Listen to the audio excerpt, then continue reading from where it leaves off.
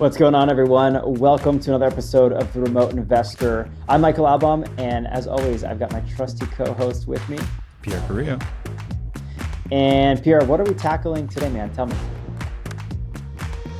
Yeah, so some people get into short-term rentals and they don't perform like they underwrote them, or they're way. or certain markets are no longer friendly to short-term rentals. We've seen local governments come in and outlaw them. What do you do? Like, how can you repurpose that property instead of just selling it? How do you not get stuck with this thing? Yeah, that makes sense. Because I think too, I think it's a great topic. So many people bought short-term rentals as short-term rentals, and so to then go sell this thing as a short-term rental in a market that either isn't friendly to short-term rentals or the property hasn't performed might not make sense. And so you could be getting totally hosed on the exit because of that. So I love this topic, man. Repurposing, re-engineering, if we will, the particular property to perform and get through, kind of weather the storm.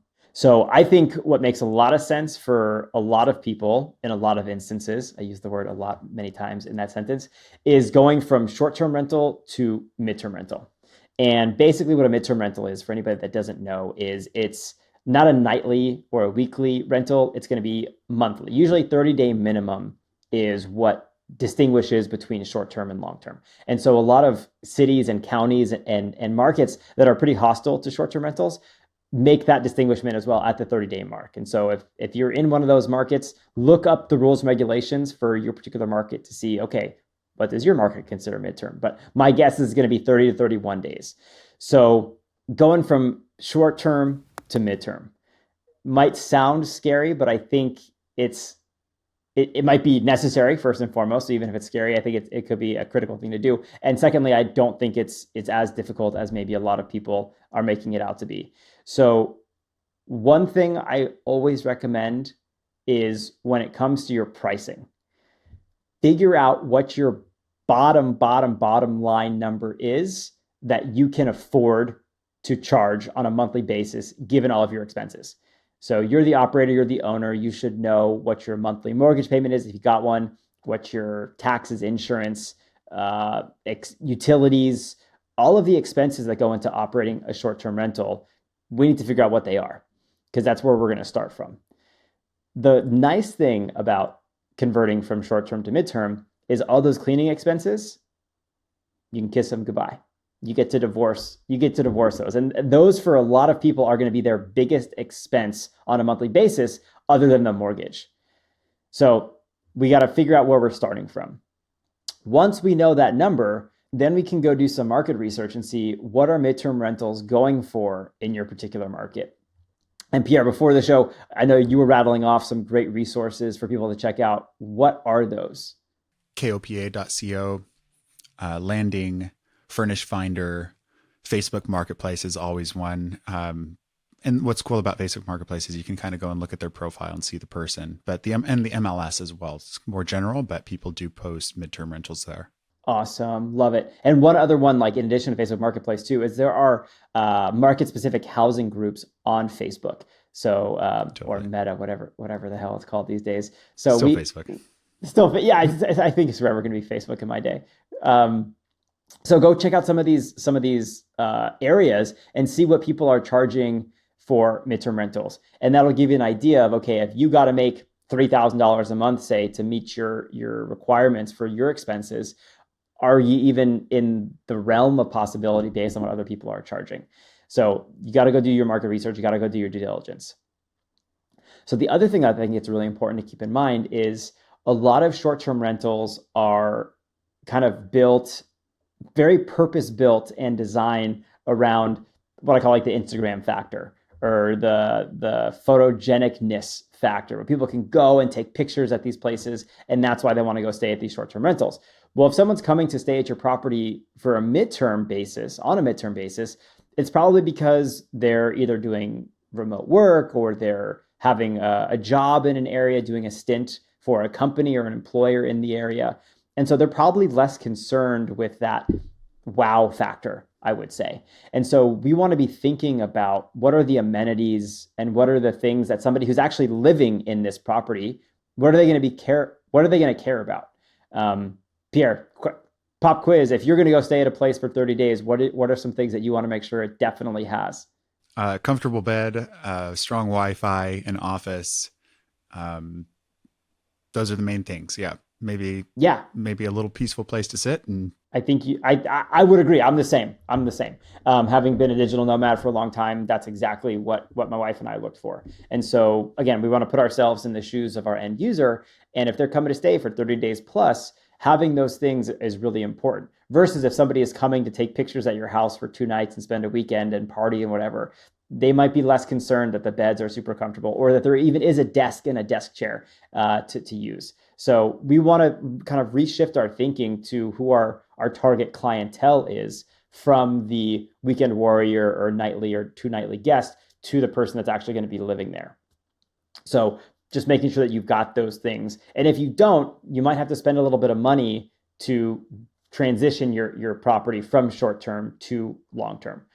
Most people, I'm one of those people that I want to make sure that I have really good guest reviews in all my short-term rentals. So I try to have really comfortable beds and furniture, but I'm probably not prioritizing that quiet space as much as somebody in a midterm rental would want. So looking to make that transition and make some changes at the property is definitely worthwhile.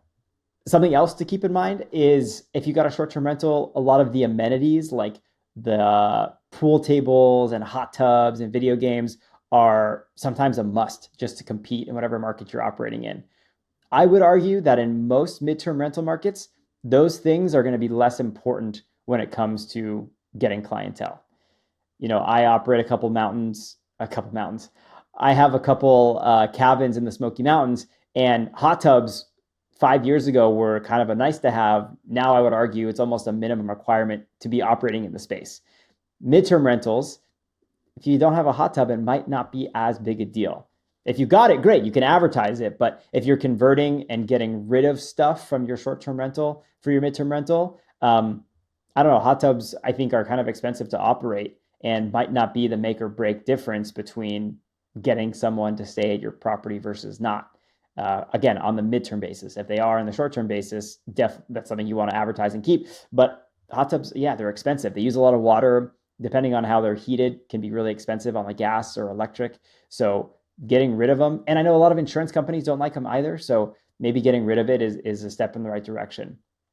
I don't know. I would hate to have someone like, we're going to get some comments like, Michael told me to get rid of my hot tub. I had to do it for a midterm rental and it ruined don't take this the wrong way. It's a thing to think about just from a high level when it comes to amenities. Short-term rental amenities are going to be different than your midterm. And then some other nice things to be cognizant of, or that you could offer your guests and then you could advertise, are like 30-day gym memberships to a local gym, or coupons to local restaurants or pubs or eateries or whatever. Somebody's showing up, again, they're living there. They're going to be living here for a month, 2 months, 3 months. So making it feel like home for them as much as you can, I think is going to make a big difference in their experience. And then what you're able to charge as well based on the amenities that you're offering. I think just like in the short-term space, having killer listing photos is really important. A lot of midterm rental operators are mom and pop operators and are putting less emphasis on amazing pictures because they're happy to rent out a room or the extra unit, and maybe are less concerned with treating this like a business and having to make a return on these things. So if and I would argue we should be treating this like a business, you want to get professional listing photos done.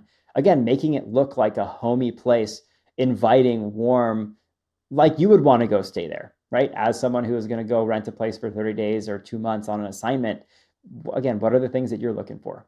what are some concerns or risks that might be involved with making this transition? Like what are some of the downsides you might think about? Yeah, great question. Because up to now it's only been like, hey, this is all this good stuff that you should consider for Why doesn't everybody converting. just switch over to midterm? Yeah, yeah. If you're not doing midterm rentals, you got something wrong with you. So I think one of the risks, first and foremost, is going to be income. So there's definitely going to be a reduction in income when we compare side by side midterm rental to short-term rental. Now, I say this with an asterisk because while the income is going to be less, probably, right? If the county has automatically now said you can't do short-term rentals, well, your short-term rental income just went to zero. So converting to midterm is going to be better. But if you performance wise, if you're comparing last year from your short term rental to this year midterm rental rates, it's probably going to be less. But again, the asterisk is you're going to be paying a lot less in expenses. And we talked about cleaning. That's number one. That's a huge one. But number two is I would argue that you could definitely scale back on your subscriptions or the tech that's in the property. So if you're operating a short-term rental and you've got all of the sports packages, all of the movie channels, all of the streaming services, Hulu, Netflix, Peacock Plus, Disney Plus, like all this stuff, you can probably scale that back because again, the midterm renter is living there. And so you can maybe provide them with one or two of those services, again, as an added bonus. But if someone's living there, they might have their own subscription services that they can log into, right? So as long as you provide them with a smart TV, they can stream whatever they want. You don't need to have all of the cable packages. You got to have good Wi-Fi, but you don't have to maybe necessarily have the best ultimate super screaming package. So there are definitely savings from an operational perspective that you can look to do. The other thing to keep in mind is that if somebody is living in your property, they're probably going to work or they're working in the property. There might not be as many people physically in the property as if it were a short-term rental basis. And so your utilities, while there's somebody physically there for more days a month, the way that the utilities are being used is probably going to be less than on a short-term basis. You know, when people go to a short-term rental, they're cranking down the AC if it's a hot climate, or they're kicking up the heater if it's a cold climate, and they don't care, and they're leaving, Taking that hour on. showers and Out, yeah, yeah. exactly. And like they're on vacation. When somebody is living in a property, they're probably going to be more mindful of those type of things. And you as the owner also have a bit more latitude to coach them and make those types of requests. Hey, when you leave the property, please turn off the AC or the heater.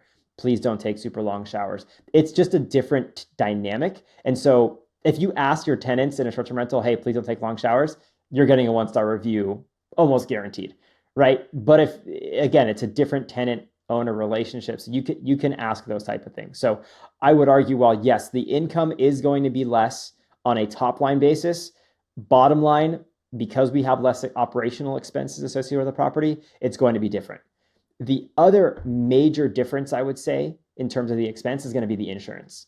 And I know this is everybody's favorite topic to talk about. It's like, oh, way to put, like, people are going to be playing this for their babies to go to sleep to because it's the most boring topic ever. But I cover the insurance world. I think it's a really under the importance of it has been under highlighted for a long time.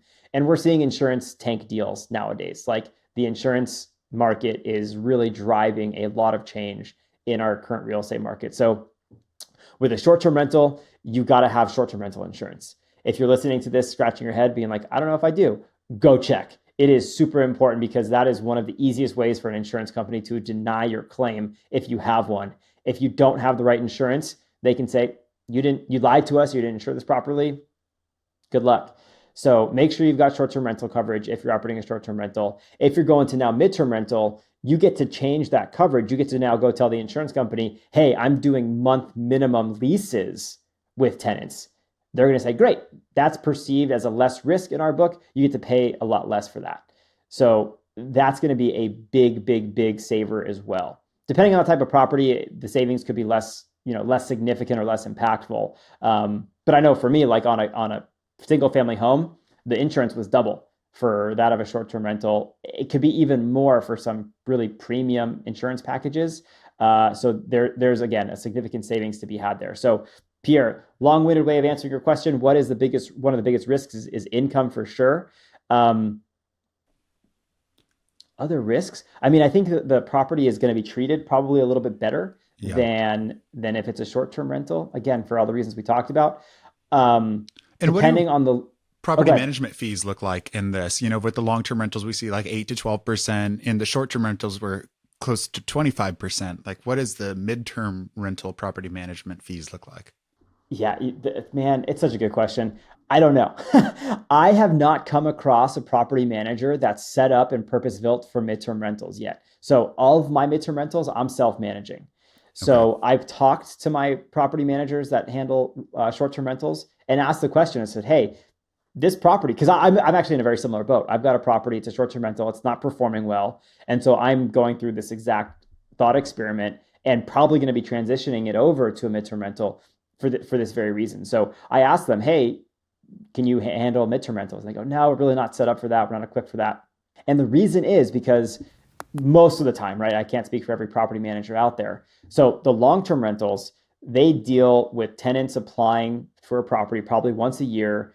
They set up the lease, they interview and screen the applicant, place them in the property, give them the keys, and then like deuces, they're Yeah. paying for their own utilities, Yeah. right? It's very transactional. The short-term property managers are set up with the interfaces with the Airbnbs, the VRBO, these other hosting and listing platforms, and they're having constant interaction with tenants, but it's all virtual. They 90% of the time aren't coming face to face with these tenants because there's no screening application needed. There's no key exchange, right? The tenant goes to the property and probably never meets the property manager in person. And so this midterm rental is mixing those two worlds. And so most of these property managers are purpose built for one or the other. So if you're listening, or if you know someone out there that's a great midterm rental property manager, to that 5 times fast, we would love to hear from them. We would love to have them on the show and talk to them about what their strategies are, what makes or breaks a great midterm rental investment, because I'm only one person sharing my own experiences. So please leave us a note in the comments. We would love to hear from you or from them. But I will say it's it's It's a not lot that easier. hard. Yeah, it's a lot It's a easier than lot easier. Yeah, it's a lot easier. So I self-manage a midterm rental fully remotely. It was my old primary. We moved out of it. It was a condo. It is a condo on the Central Coast. HOA rules say that we can't rent it out short-term basis. So everything is 30 days or minimum. We we've had like zero vacancy over the last, I think it's been rented out for like 4 years or 3 years. Like that's amazing. maybe a couple of weeks when we did a big turn. Oh, but that's one other thing I wanted to share up here. You asked such a good question about some of the other risks. If you're not getting into the property on a really regular basis, short-term rentals, you're in there after every stay. So 2, 3 days, 4 days a week, what have you. And then somebody's getting in the property, putting eyes on it. Your cleaners are going in. If you're self-managing, you're getting in. Midterm rental, you're not going in on that frequency. So you're going to go in at the end of a tenancy, which could be, a month, 2 months, 3 months, 6 months. So you just have to be comfortable with that. And again, you're going to get a lease, right? I would definitely recommend, if you're doing this, do it with a proper lease for your state and your specific market. Don't do it by word of mouth, or, I don't know how the midterm rental platforms do it. Furnished Finder is a marketplace connector. They don't provide you with the documents. So I use a California state lease. All my midterm rentals are in California. I make them sign the lease, and I get a security deposit, and I get them to get renter's insurance, naming me as additional insured. Again, my favorite topic. It always seems to come back to insurance for some reason. And then I'm collecting first month's rent. So it feels like a traditional long-term rental in that sense, because I'm putting all of these safety precautions in place, such so that if there is damage on the way out or additional cleaning expenses, what have you, I'm covered. And I also charge a cleaning fee. And so we said that the cleaning fees are going to be less than if they would be for a traditional short-term rental. So the physical clean might cost more because someone's been there for 30 days or 2 months or 3 months, what have you. And so if you're charging $100 in your short-term rental, maybe you're paying your cleaners $300 to go do a cleanup after a month. But again, you can build that into your cost. So it's really a pass through, or depending on how you structure it, if you've got super cheap cleaners, maybe that's a mini profit center for you. Maybe your cleaner is willing to charge you $150, and then you turn around and charge a cleaning fee for $350. So that's a way to help recoup some of your lost income. But so I think those are your big risks that you need to be on the lookout for and be aware of if you're going to convert to a midterm rental. But if you couldn't tell by my excitement for this episode throughout the entirety of this episode, I think it's a great strategy. I think it's one that's very underserved, underutilized, and it's just not that hard. I think it's a super relevant topic right now, given everything that's going on throughout the country. I mean, we're hearing so much of these markets clamping down on short-term rentals, kicking them out entirely. Yeah. Putting in new taxes, putting in new licensing and fee requirements. So I'm really glad we got to cover this. It's something that I cover a lot of in the real estate education platform that I started, MyFi Academy. So if you found this interesting, if you're looking to learn more about midterm rentals in general, or frankly, short-term rentals, we cover that as well. Come check us out, myfiacademy.com. It's MYFI Academy.com, short for My Financial Independence Academy. We talk about this and all that and a lot more. So Pierre, what do you think? Should we get out of here? Got to stay quick on your feet. Yeah, let's go. Thanks everybody for hanging out with us. We appreciate it as always. Love to hear from you in the comments. Ratings, reviews are always helpful. Let us know how we can do better, what you want to hear more of or less of on future episodes. We'll catch you in the next one. Happy investing. Thanks, everyone.